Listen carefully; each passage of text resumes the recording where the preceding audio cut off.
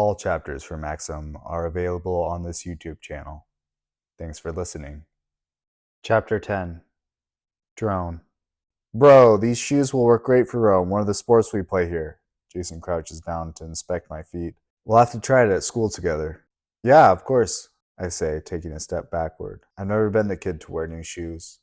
Look, Jason, about the mission that you took to get us. Jason goes pale. I'm sorry, I know.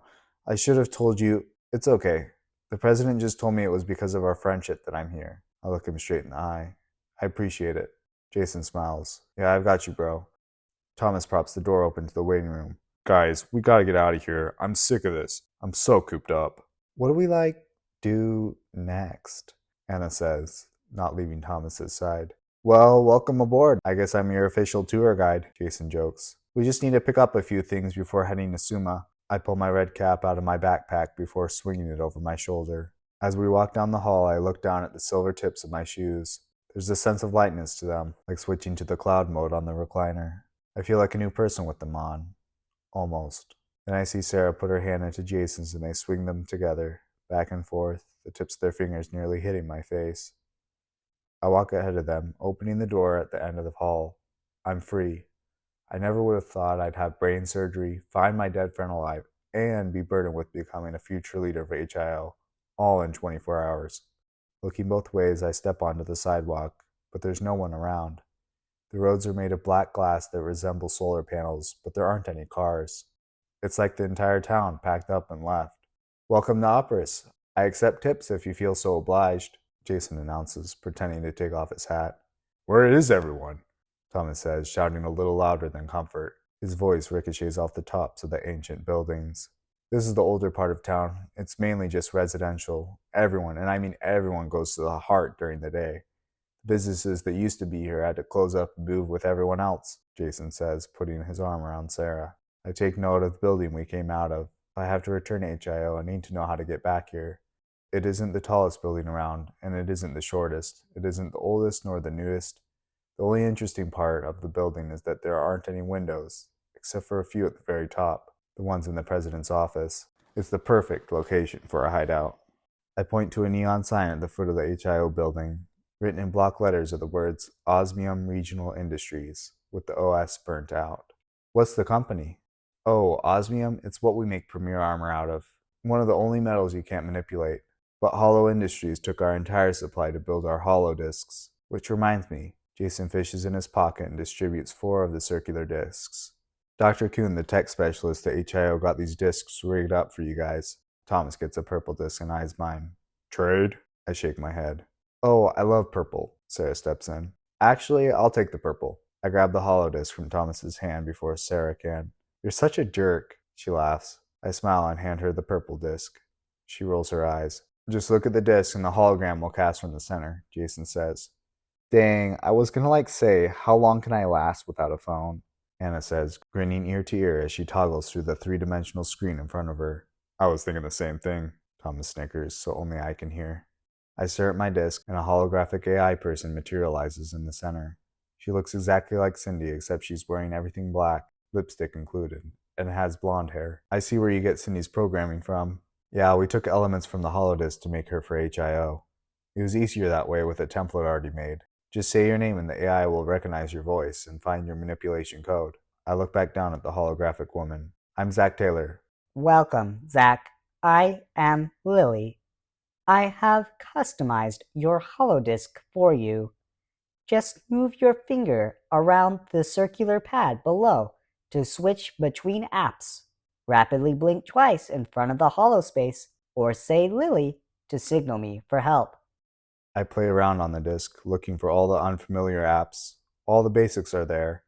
A messaging and calling system called Correspondence, displayer for directions on a holographic map, oscillator for timekeeping, Holofy for 3D pictures and library, Operates Bank for investing in companies I've never heard of, 500M is in my account, whatever that means, air column for the weather forecast, and manipulation code, like Jason used earlier. I flip to the Holo store, similar to the App Store back home, and scroll through the top charts. What's made a Maxum? Just the social media we use here, Jason says. We call it MAD though. I'm totally getting that, Anna says, thousands of images flashing through a display hole. Jason continues. You guys have money in your account, right? Dr. Kuhn mentioned it, but yeah, jinx. Sarah looks at me with an eyebrow raised. I smile back at her.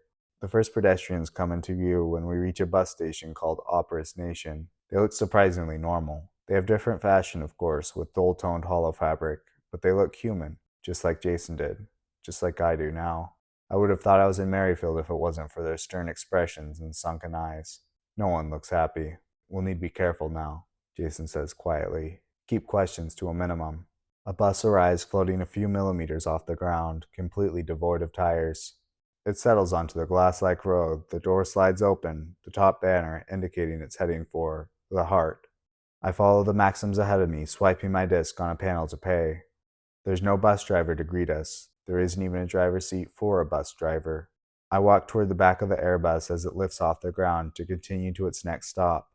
There are 5 or 6 Maxums on the Airbus, and I stand next to a boy about my age. By the wrinkles in his yellow collar shirt and the missed buttons, it's evident he had a turbulent start to his morning. I put my hand through the loop above me when the Airbus makes a turn. We make eye contact. Hey, I'm Zach. I hold out a hand to greet him, but the boy looks around as if it's his first time he's talked to someone in public. Owen, he whispers, holding out a quaking hand. We do an equal quirl, and I feel the sweat on his hand. Jason stares at me disapprovingly. Apparently, it isn't proper to make friends in the Maxim world. Where are you off to? Owen says after a long pause of awkwardness. The Heart, just to get a few things for school, I say, discreetly brushing my palm on my shirt. I want to say more, but I still don't know enough about this world not to sound ignorant and not sound human. Oh, same, Owen says, his voice shaky like his hands. Mind if I tag along? I look at Jason for approval. Jason shrugs in response. Sure, I say, trying to sound indifferent. I have dinner to catch with my aunt, so it'll only be for a blink. Owen assures, perhaps sensing the hesitation in my voice. A blink? Really? I even need to get used to the colloquialisms. Sounds good. I'm not sure where we're going, but we're heading toward Manipulation Square, Jason aids. I was heading that way myself. Owen extends his hand to Jason. Good to meet you. They curl. Where are you from, Owen? Sarah moves from behind Jason. I hear a honk outside and I look through the window. The traffic is becoming more concentrated now. White, pill-shaped pods ferry Maxims around, hovering just above the ground like our Airbus. To think that an entire society exists this close to home, but is invisible and unknown. I'm here from Operas. Went to preparatory school at Lynx Learners. You heard of it? Scored lucky enough on the adrenaline test to get into Summa, Owen says. We're heading to Summa tonight, Jason says, pride in his voice. Oh, well, it's good to meet someone with similar drive, Owen says, his face getting red like he's never talked to someone for this long before. The Airbus settles on the ground, and an automated voice speaks overhead. We have arrived at the Heart. Please use caution as you deboard. I follow my friends off the Airbus. I'm here. I'm in the center of a new world. It looks the same as any metropolis, with electronic screens covering the sides of the buildings and thousands of Maxims bustling about.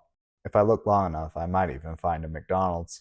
The concrete is a vibrant white, the stores are bold colors, but it feels gloomier. Huddles of people, families, sit on park benches or lie on the ground, splotched in dirt and torn clothing. A little girl, her hair tangled in every direction, attempts to sell trinkets and knickknacks made from broken pop cans and wrappers. Maxims pass her left and right, holding their briefcases tighter in their hands without even a glance. I'm not sure how a society of such splendor could have such poverty. I feel for that little girl. Whether Maxim or human, being poor is one and the same.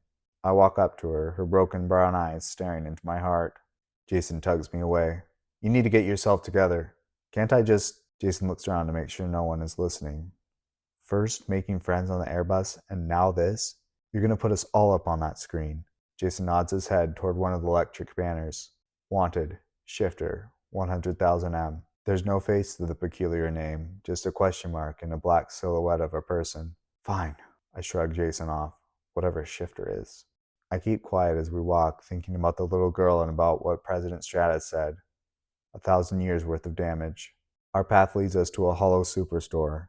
The white building represents the cylindrical shape of the holodisk, complete with a towering hologram of a man at the center.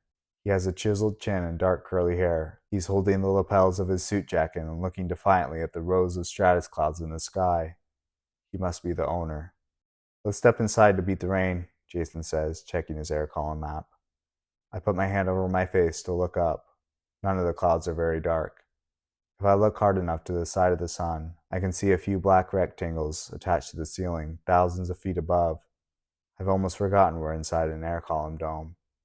Owen puts on a rain jacket beside me, and more Maxums are doing the same, their umbrellas going up in sync. A blink later, the sky is completely black, and heavy drops hit the steps beside us as we scurry into the superstore. It's different from anything I've seen. Drones fly about, carrying bags for their customers. Holographic models walk back and forth on the top of aisles, showing off the latest fads. The rain's supposed to end in a few cent oscillations, Jason says, tucking his disc back in his pocket. So we have a bit of time. I always wonder why they can't make it rain in operas, since they can regulate the air columns. I say to Owen, trying to get a reaction. I realize how hard it must have been for Jason to keep up his human facade all these years, trying not to look like an idiot all the time. It taught me at Link's Learners that the regulated weather is necessary to keep the ecosystem running. The artificial rain and season cycles keep the trees growing properly and the animals alive. If it wasn't for the rain, we'd have to go to the Minim world to salvage our food, Owen says. Anna doesn't hesitate to start her shopping spree, brushing all the clothes as she runs down the woman's aisle. I could stay here forever. I couldn't, Thomas chuckles, chasing after her, his hands mimicking her movements. I hang back with Owen, not interested in third-wheel couple shopping. Despite the magnificence of the store, clothes are still just clothes. What do you think of this one? Owen says, holding up yet another putrid yellow button-up that matches the one he has on. Somehow it's even worse. The color reminds me of the vomit I left on the surgery room floor. Come check these out. I wave him over, panning through a section of normal black shirts. I read the words on them. Don't be such a minim. Life is good, unless you're a minim. I decide to move over a row, pulling out a simple red t-shirt. No buttons, no stains, no human hate. Actually, try this. You think? Owen says, holding the red shirt out in front of him. I'm more of a yellow. Trust me, I say, picking out a few items of my own. I feel bad shopping like this after seeing the impoverished people outside. Stacking the hangers over my arms, they feel heavy. I glance over to a neighboring aisle and see a green shirt with frills on the arms. It might just fit that little girl. I'll be back in a minute. Center oscillation. Owen gives me a weird look as I walk to the register holding the green shirt. I swipe my disc at a holographic scanner similar to the one on the Airbus and exit. I dart through the rain, not caring about the water that drips down my hair. The green shirt is tucked close to my skin to keep it dry. I get back to where the little girl was, but she's gone. Everyone in the plaza must have left for shelter. I fold the shirt neatly and place it on the park bench, cursing myself for coming this far. I walk back, turning my shoulder one last time. Sure enough, the girl scrambles out of a hidden corner nearby, the water washing the dirt from her pale skin. She holds out the green ruffles with her scrawny arms, and, with a big smile, brings it in for a hug. I know the feeling, how much it meant to me when the president gave me the shoes I now wear on my feet. But the feeling is short-lived when I notice a drone hovering above me in the sky. I remember Jason pointing at the wanted poster. He wasn't kidding about the repercussions of standing out, and apparently, charity isn't normal in the Maxum society. When I pick up my pace, so does the drone. I turn into an alley trying to get out of the drone's path, but it follows me there too. I jump over puddles and sewer drains to get away. A few crows take flight as I approach, a hiss in their breath. Their reptilian skin reminds me of the ones I saw at the Mass Divester. I'm not sure what kind of flesh they were fighting over. There's no time to look. The drone zips in front of me, moving in a circle to block my path. I turn around, but the drone follows my movement. A slip of paper is clipped right below its headlights. It hovers close to my face, as if willing me to take it. I snatch the paper, and the drone speeds away, faster than I can track with my eyes.